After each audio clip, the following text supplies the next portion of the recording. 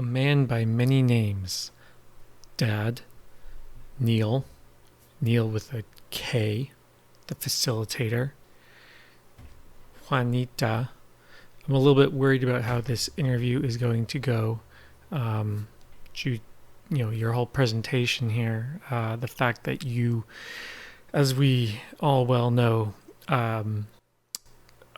your speaking and typing comprehension is of questionable quality at best.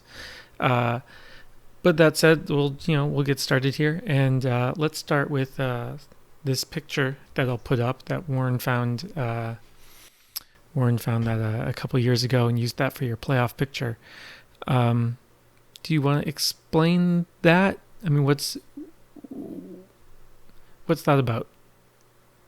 For me, it's awesome to see just figuring out life just in this like open book and free spirit floating unicorns that we are. The way you are today, your midlife crisis could have gone in a few directions. Why choose this? To really grow and get to that place of like I'm good with who I am, right? You have to open this up and be transparent with this. And God, I'm gonna cry. So when you open this up, is that the time that that's when your famous and patented fantasy rambles, that's when those come out? My brain goes 24/7. And this 24/7 always on brain feels comfortable at just rambling to everybody in the league. It stems down to the openness and honesty with everyone. So, but you could use spell check, right? Like, why forgo the extra 30 seconds that takes?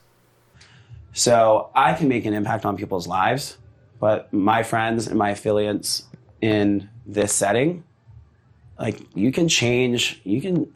it's going to sound cliche. You can change the world with it. I mean, there's so much sadness and depression and stuff. I mean, because I was there. I mean, and then I found this and it's like, holy shit. Like, so you ramble and don't use spell check to cheer us up? I guess that's nice in a roundabout boomery way of thinking. But I think as a whole, I wouldn't be where I am today or be as comfortable as I am in myself without that group backing that brought me into this. Wait, no, don't pull me into this or anyone else that vouched for you to pull you back into the league. That's weird. That's not what it's about. I want you here because I want you to feel acceptance and love from this group of people. This group of people are friends from high school. We're good. We're all good. Like, we don't have to be out with people our age group.